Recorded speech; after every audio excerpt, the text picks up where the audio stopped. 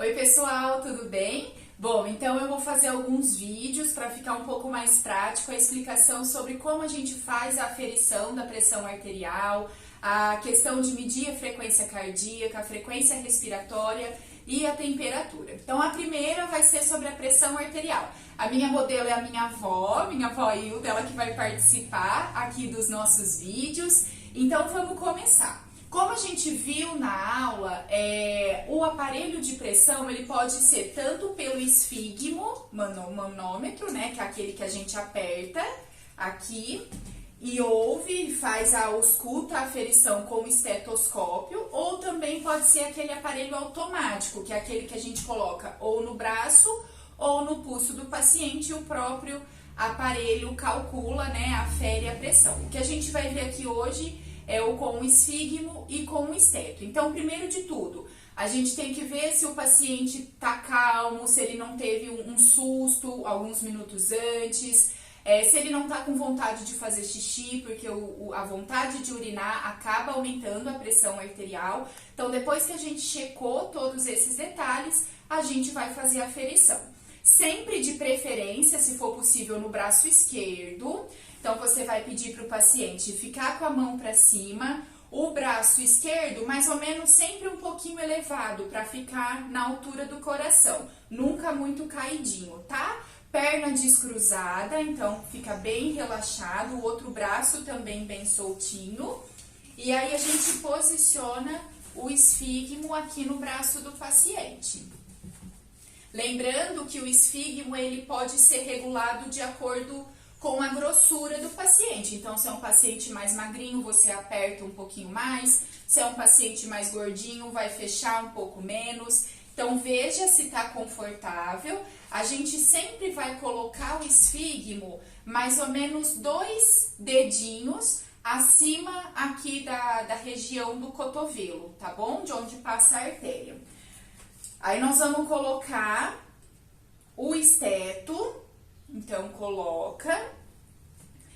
Nós vamos colocar, aí vocês fazem o teste, bate aqui, ó, pra ver se vocês ouvem. Aí, coloca mais ou menos, ó, nem tão no meio, nem tão pra fora, na região pra fora, mais ou menos entre a região do meio e a região de dentro do braço, que é a artéria aqui que a gente vai ouvir, tá bom?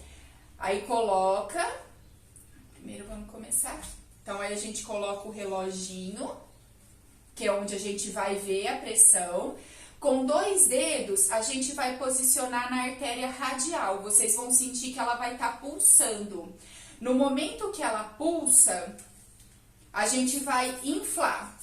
Infla, vai inflando. Na hora que a gente sentiu que ela parou de pulsar, a gente vem com o esteto, coloca aqui e vai soltando.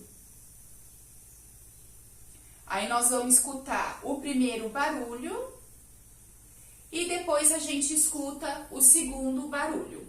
Então, o primeiro barulho é a pressão que a gente chama de pressão sistólica, que é quando o coração ele tá contraindo o sangue. E o segundo e último barulhinho é a pressão diastólica, que é quando o coração está distendendo para encher o sangue. Não são só esses 2 barulhinhos que a gente ouve, tá bom? São esses 2 que a gente considera, mas ao todo a gente escuta de 3 a 5 barulhos. O primeiro, então assim que você colocou, escutou o primeiro tum, é a primeira pressão, a pressão sistólica, que é, por exemplo, que nem o da minha avó, deu 14/9. Então, o 14 é a pressão sistólica e o último tum, que é o último barulhinho, é a pressão diastólica, no caso dela, 9.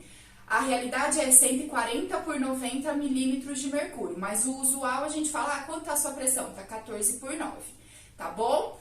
Então, essa é a forma de aferir a pressão. Claro que conforme as coisas vão ficando mais práticas, a gente vai pegando mais jeito para medir a pressão, a gente nem precisa colocar aqui o dedo, né, pegar a radial e inflar. Aí você já põe o esfígmo na pessoa, já infla mais ou menos até uns 18, uns 20, coloca o esteto e vai soltando. Eu mesma, no meu dia a dia, eu faço isso direto, eu nem coloco mais os 2 dedos aqui.